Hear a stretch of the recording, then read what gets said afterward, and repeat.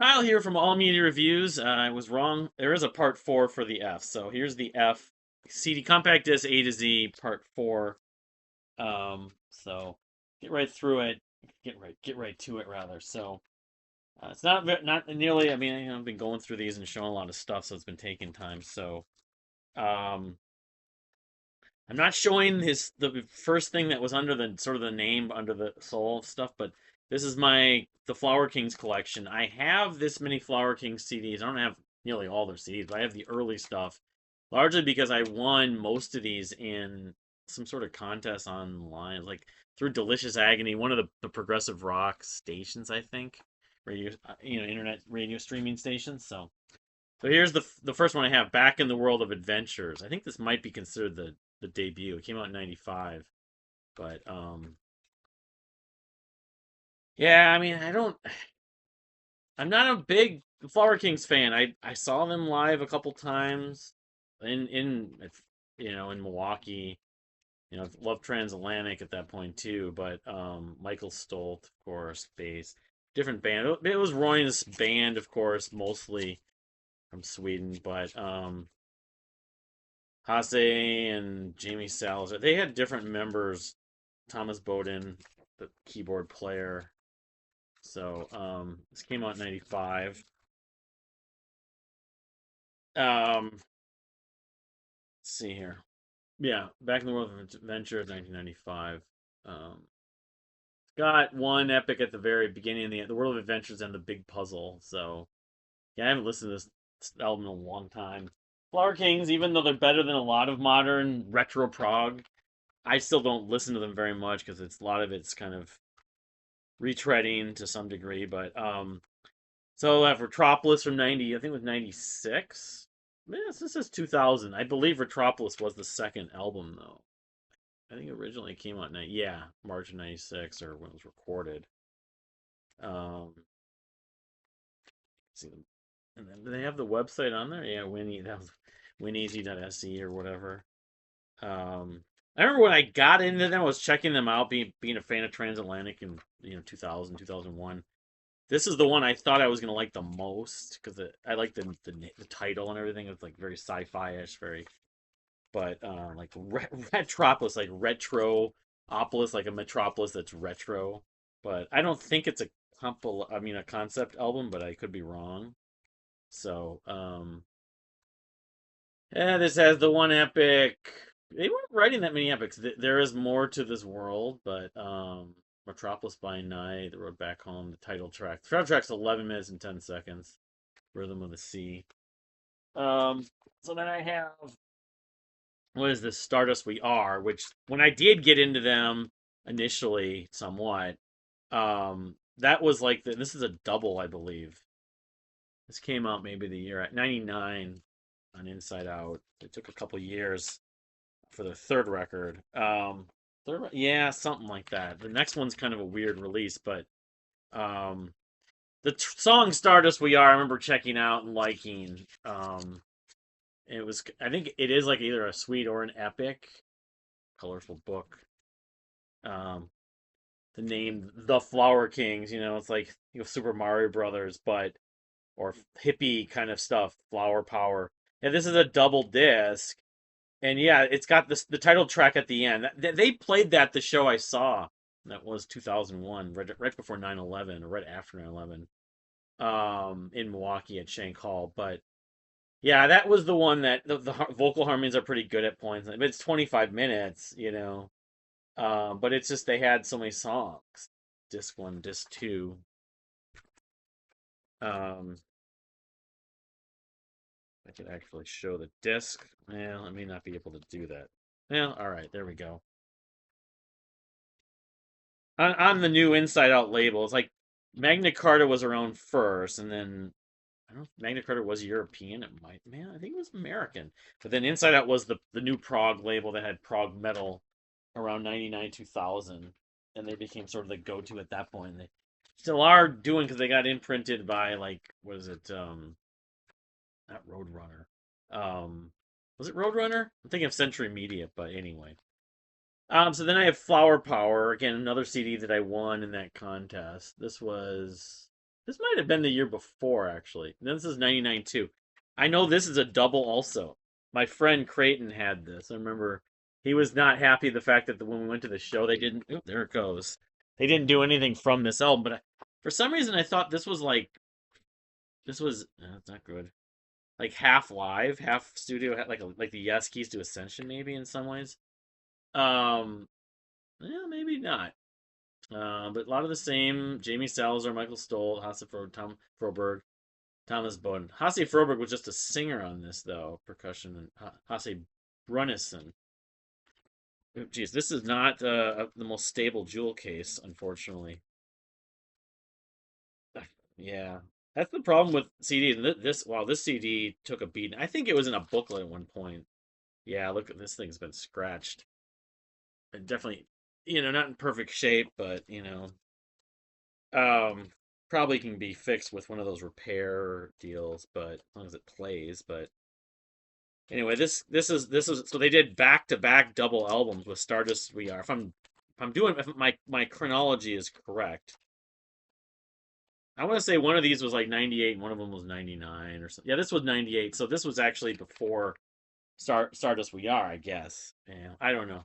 That early Flower King, some of it blurs to me, but Calling Home is the one longer 11-minute track, and then the first, yeah, that's right. The first disc is like this 1 hour thing. It's like a big suite, and part of it is the Garden of Dreams, which is almost an hour. That was, I mean, that's kind of why they started to lose me. Like, I want to like this band. I like Transatlantic, I like Spock's Beard, Marillion, of course, I love, and their epics. Dream Theater too, when they do epics, but the Flower Kings just they don't they just jam and they have these long pieces. They just have this kind of habit of writing long pieces. But so then I have Alive on Planet Earth, and this came out in the year 2000. And this is a live in North America 98, so it was like a recording, a documentation of their again tour. They played probably mostly played they played probably two or three festivals. They played like Prague Day and maybe Prague West. Prague Fest in 98 was known as Prague Fest. And then record two live in Japan 99. So it was like a combination of a 2 years worth of shows or whatever, and documenting those first three or four albums. They do Stardust We Are Part 3, part of it on this, but in Japan. But anyway, so then we get to the sort of my era, which was very limitation because at some point I did jump ship. But I have this is my favorite Flower Kings album, which I still want to get on vinyl. It's not too pricey, but it still adds up. It's Space Revolver. This one came out, not that long after the Transatlantic album SMPTE. Got him to sign it and everything. It's got I Am the Sun Part 1 and Part 2, which are just really good, well composed pieces, and it's got songs like Chicken Farmer Song has some fun little parts. Rumble, Fish Twist. I don't know. I mean, musically, is it dramatically different than their other stuff? Probably not from a texture standpoint, but I just felt like this album had more punch. I think that the experience that Royna had writing the music for Transatlantic kind of filtered out into the writing for this album, and so this to me sounds almost like music that Transatlantic could have done. Is more of what I'm saying, and that's the era of Transatlantic that I really loved, the SMPTE, that record, and of course the one that followed it, um, uh, Bridge Across Forever. But so yeah, this record is my number one Flower Kings album, Space Revolver from 2000. So they released that and that live album the same year. You know, not a lack of releases on Inside Out. So then the year after, I believe it was, yeah, and I think I got this at the show that was at Shane Hall in 2001. I got the Rainmaker, which I've later come to understand or learn that the artist on this cover art is this Ionis or whatever, who's done like A Pleasant Shade of Grey for Fates Warning and a couple other Fates Warning albums, and he just did a couple of years ago that comeback album that sorts of they're not called the Guess Who anymore, but I like this album, The Rainmaker. I don't like it as much as Space Revolver, but if I'm choosing my go-to Flower Kings albums, this would probably be my second favorite, actually. Um, And I feel like it's the most similar to Space Revolver, naturally because it came out right at the year after. Um, and I remember, they did some of this I don't know, I have to look up the set list at some point, but title track is one of the tracks. I think there's a title. Well, maybe not. Last Minute on Earth, Road to Sanctuary, City of Angels. Yeah, I played one or two of those songs on the radio. So, and I have a copy, or I think I'm missing a CD, but I had a copy of Unfold the Future, the first one with Daniel Gilmour, and I like moments of it, Devil's Playground and stuff like that, but I don't have it right to show, but and that's kind of when I stopped buying their CDs. I would listen to some stuff I found like online, and they just kind of gone on, and more power to them, but I'm not that attached to them, unfortunately. Like among all the bands with Transatlantic, they're the one I'm the least. I knew the least about, and I'm the least interested, unfortunately. But another connection with Fates Warning is, of course, Jim Matheos of Fates Warning was originally slated to be in that band that became Transatlantic, but ironically they used the same artist, and Roy Assault wasn't part of that. But so I have Rachel Flowers, the virtuoso. I believe she is blind, but she's a savant. She's played with Dweezil Zappa, and while he was alive, I know she did get a play, and she's covered a lot of ELP with Keith Emerson. But I think this is her debut album. Listen, it's the only one of the physical copies I got, but yeah, she plays guitar, piano. Let's see here. I mean, I know there's some Run for the Miles. It's either an homage, tribute, or a cover of a Miles Davis piece. But Conversations. It's prog rock. I mean, it's proggy jazz rock, you could say, or it's very influenced by ELP. But this thing came out, I want to say in like 2015, 14, 15, maybe 13. It actually was 16. Yeah, Aloha Part One and Two. But yeah, Rachel Flowers. Listen, if you like ELP, if you haven't heard her, you should check her music out. She's at least released a couple other records since. Never seen her live, unfortunately. I'd like to. She was featured on like one of like the Today Show or 60 Minutes, or because she's a savant. It's almost like the fact she lost her sight, she became that much more astute at playing music, her ability to just reproduce, kind of like Kevin Gilbert, music that she hears, that kind of thing. So all right, so I've got this one EP. I think it's an EP, yeah, from this band that never put out a full length, and they changed their name. I forget the name. They changed it, but they're called the Flying Tourbillon Orchestra. It's called Escapements. An EP that came out in 2008. Their name changed to like it was something much simpler, unfortunately. I remember a friend of mine was like, "Why do you're not as unique that by changing your name to?" It was like Five Strings or something like that. I forget the name. It wasn't the music they produced under that album, which I think was a full length album. I didn't like as much, but it was chamber kind of folk, art rock kind of stuff. They are kind of an Empire band. I didn't have them on the calendar when I did 2008, but I probably should include this because I was probably more excited about them than actually the music translated. But I liked this a fair amount. It's called Strings in a Dream. I don't know. I mean, they're from. I don't even. My memory should be better. Mark Chalecki, album art, percussion. Oh, it was kind of they were sort of in the vein of that's a lot of the stuff I was discovering between Anathello and Margot Lucasson. I think Margot Lucasson was the band that they reminded me the most of, Flying Tourbillon Orchestra, but the name Orchestra. But they weren't just guitar, drum, and bass. They had the keyboards and like violin and cello and some other things. But it's gonna bug me with what they changed their name to, but probably post it later in the description. So I have the debut album from Flying Colors. This is another super group that, of course, that Mike Portnoy did. It was after he left Dream Theater. This is the debut album, the self-titled debut album from 2012. And of course, there was like some of the comparisons to the progressive pop of like Jellyfish and Kevin Gilbert, which got me like highly intrigued. And I like this album. Among Portnoy's music, the stuff he's done in the last really since the last Dream Theater album he did before he left Dream Theater. It's probably my favorite album. That's not saying a ton for it, but it's more saying that the music he's done hasn't translated for my taste nearly as much as, a lot of other stuff. At the time, as opposed to, I don't know, it just, but it is sort of, it is progressive pop rock, you could say, but it's more. The problem is it includes both Steve Morse and Neil Morse. A friend of mine once said that a lot of Neil Morse stuff, regardless of what he's doing, tends to sound like other Neil Morse stuff. And while Neil Morse doesn't do any vocals on this, I believe, other than maybe some harmonies on this and the other records that came out from Flying Colors, it still kind of sounds like Transatlantic Light. It has the singer Casey McPherson from Indochine and why am I I have one of their CDs. I'm spacing on the name, but my Keeney wants to come up. All right, Kaja. But yeah, I mean it's good. Well, it's got that song. Was it The Storm or Infinite Fire? I'm thinking of.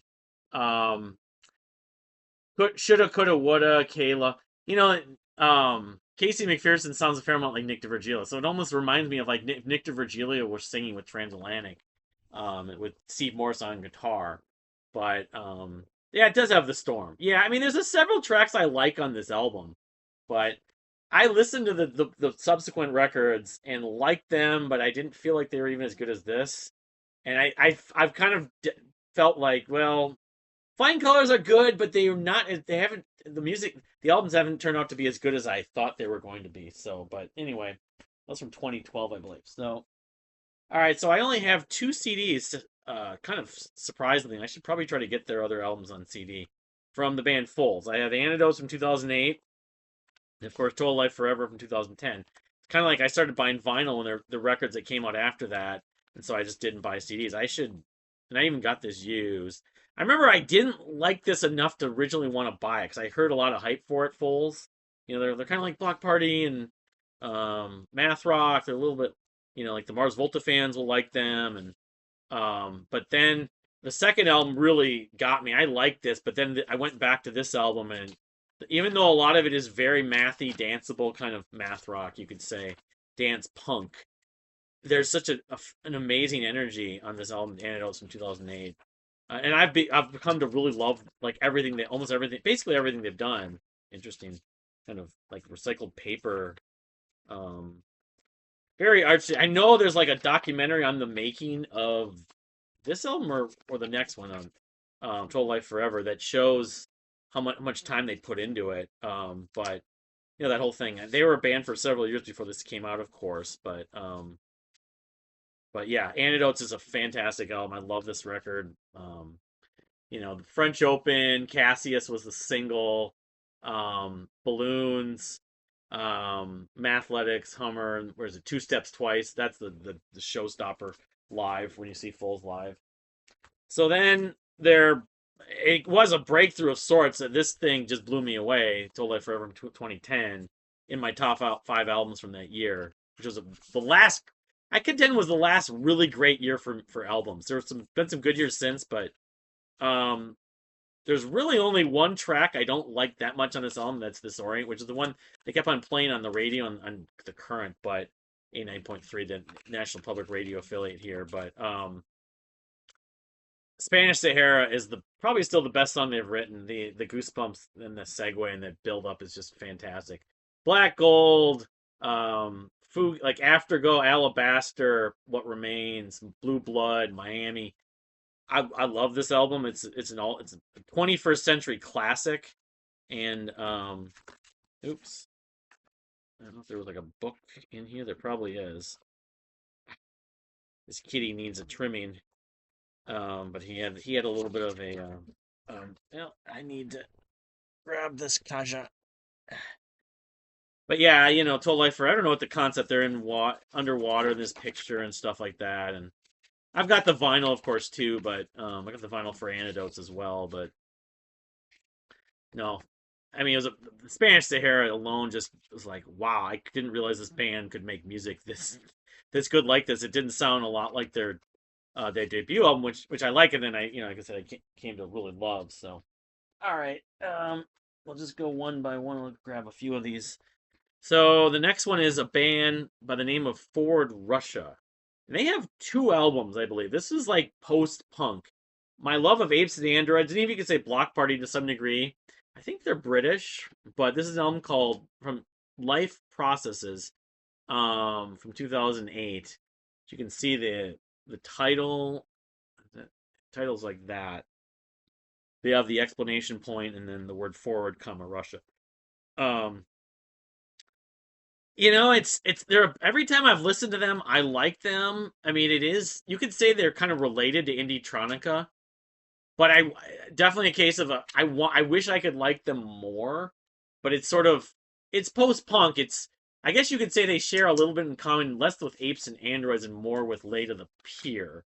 Dance punk, post punk. They're not as electronic, but I think this is their debut. But again, they released one other record. It might have been their second album. I can't remember. It's been a long time since I've listened to them, but they were definitely a case of a band that I discovered, and I again I thought I was gonna love them, and I didn't like dismiss them. I obviously bought this. I bought this at cheap. I think I found it there. I kind of associated that band School of Seven Bells or no Chick Chick Chick with them. That really big artwork. The Chick Chick Chick is just exclamation point. I always thought they were better. Chick Chick Chick is maybe more kind of ethnic sounding, I guess, more African, Afrobeat. But but yeah, Life Processes from Forward Russia. I wonder if they're probably on Spotify. So and then actually technically this would go ahead of Forward Russia, my bad. For the Imperium, this album came out. This is the debut album from 2012, the self-titled debut, and they put out I think two albums since, at least one. Read the description. Upon the self-titled debut album, your ears will come across everything from extreme metal to cinematic music to emotional post-rock to the catchiest pop in recent memory. For fans of Faith No More, the Dillinger Escape Plan, and Mike Patton. Yeah, there's a clear-cut Mike Patton and Faith No More influence on this. There's a lot of comedy, but the musicianship is pretty top-notch. And it's definitely out there in terms of like subject matter and lyrics, but it's not too over the top. There's a fine line to me um between that. Oh jeez. Between he's got the parental advisory.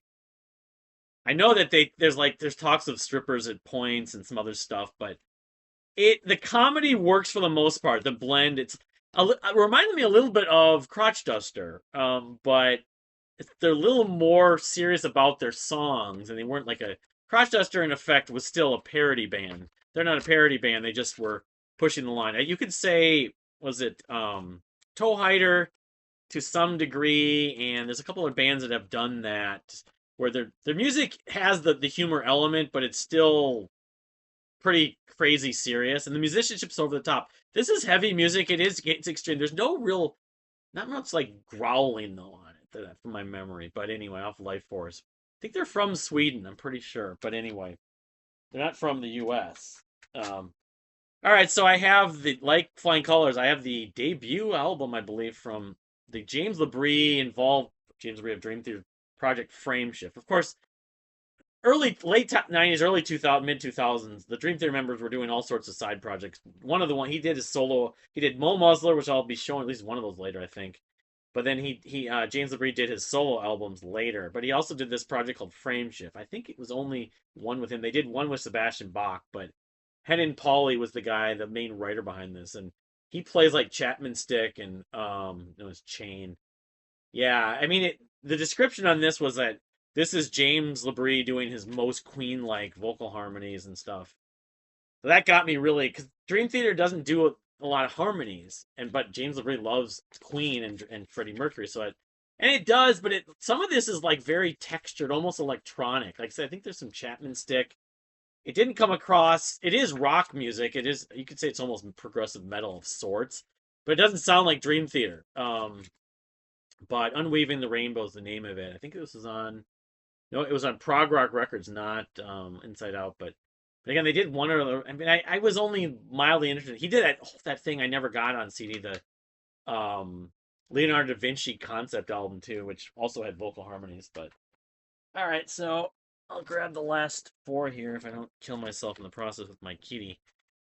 So here is, I think, the debut album, self-titled debut album from indie rock band Friendly Fires, like electronic pop.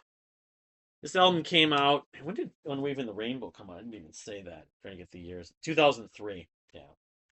But Friendly Fires, they had this one song that got play. I don't know if I saw it on MTV2 or just on YouTube. It's called Paris, and they were playing it on Radio K. I saw the video. Very dreamy. I thought I was gonna love this. I liked it. The artwork is definitely there's like no artwork, assuming this is actually the disc. Yeah, it is, but there's no. This is weird. It's like they didn't have the budget to get any artwork for the actual pressing of the CD. Um, yeah. Um, unless there's something I'm not noticing here because it doesn't look like there's any artwork.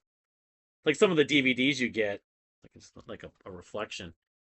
I think they're from I want to say the UK, but again that Paris song. But came out I'm gonna say like 2008, 2009. Yeah, it was 2008. Um, Ex-Lover. I know they developed a cult following. I think they've released other music since, but I don't know. I felt like they hit it on. They did well with that track Paris, especially. The rest of the record's a little bit like Men, Women, Children was just okay. Like Men, Women, Children had like the three bangers on their album, but then the rest of the album was just kind of okay. I guess my wife would disagree about that, but on certain songs. But yeah, I bought it October 28th on Cheapo in 2008. Um, so 2008 was like the year of electronic pop, electronic rock music with Apes and Androids, Light of the Pier, all this, FOALS, all this math rock, post punk, electronic post punk, you could say. So, all right, I have of course, the only album, full length album. They put out like a reimagined EP a couple years ago, but Imogen Heap's project with Guy Sigsworth, Frou Frou, of course. I showed this, did an Imogen Heap video, and then I think in 2003 on the Empire list. But I've never been into this album as much as her solo music. Well, mostly the two or three of her solo albums, but I've always liked it. Of course, they used one of the songs in here. I want to say like the OC, possibly and or Shrek. It's got the song Shh, of course. Hear Me Out, Flicks, The Dumbing Down of Love, Let Go. Um, but she was collaborating as opposed to all her solo work. She does all the writing, but I think it was a break for her because she got kind of frustrated with the music industry, and then she put out that breakthrough record, of course, of hers, "Speak for Yourself," 2 years later. But I don't think she wanted just to kind of become like this prolific, part of the machine of music. And she was compared to Alanis Morissette. I always think of her first album to being Alanis Morissette, sort of like that. But no, and so I thought I read that basically doing this album was like a nice diversion for her. The sad thing is, it's like when she put out "Speak for Herself" and got really popular, somewhat popular, especially for um, hide and seek, they never went back and did anything more. They only did it's almost like the Postal Service and some other examples of a project that people liked, but they never, she put out that AP, was it 2022 or something like that, 2023. They wanted like $30 for it on Record Store Day, so I passed, but it was like remixes, or maybe it was like some unreleased tracks. It was only an EP. So, all right, I've got two left. One is this band called Frostbite, their album Secret Admirer. I got this from one of the import companies. This came out in, I want to say 96, Jack Frost Publishing. I think it was Wildside recommended this. The Queensryche influence, especially. And I don't know if this band ever did another. It looks so much like a '90s metal, like underground metal, kind of thing. Yeah, you can like these guys are fans of Queensryche. That would not be a surprise. Or Savatage, or some other bands I'm not even thinking of, like stuff from the '80s. Um, but yeah, this yeah, I listened to it a few times. I never got rid of it. I probably should have. I can't remember if I heard anything about what I know the prog power. I get them mixed up a little with Edwin Dare, although I think Edwin Dare was a little bit better than Frostbite, but might have been an import from Japan. It's got like this whole sticker and everything. So the last thing I really have next, I don't have a lot of memories and details I can tell about Frostbite other than the era, but I have the CD from the band called The Funeral and the Twilight. It's called To Kill You. This is another case of a CD I got at one of those shows, either a festival was given to me when I told people I had a radio show or a blog. Let's open it right now. But don't even remember the year. I don't know if there's any connection with um, local CD or something like that. You know, you just end up getting stuff, and then the origin it doesn't even have much more than just that, unfortunately. But if I had to guess when I got it, it was probably sometime in the 2000s, maybe early 2010s, probably in the 2000s. If it was at Prague Power or at another metal show or a local metal show, but I can't even find the year on here. So anyway, I should look it up. To Kill You, it's called from the band The Funeral and the Twilight. So that I believe is finally it with the F. So I'll move on to the G's at some point. I want to do at least the second and or third part of the independent film list, which start doing the movies of the year at some point down the road here, and then Hotel the Laughing Tree and there was one other possible review, and then the collection. So I got plans for videos over the rest next week and change. But thank you for watching. We'll see you next time.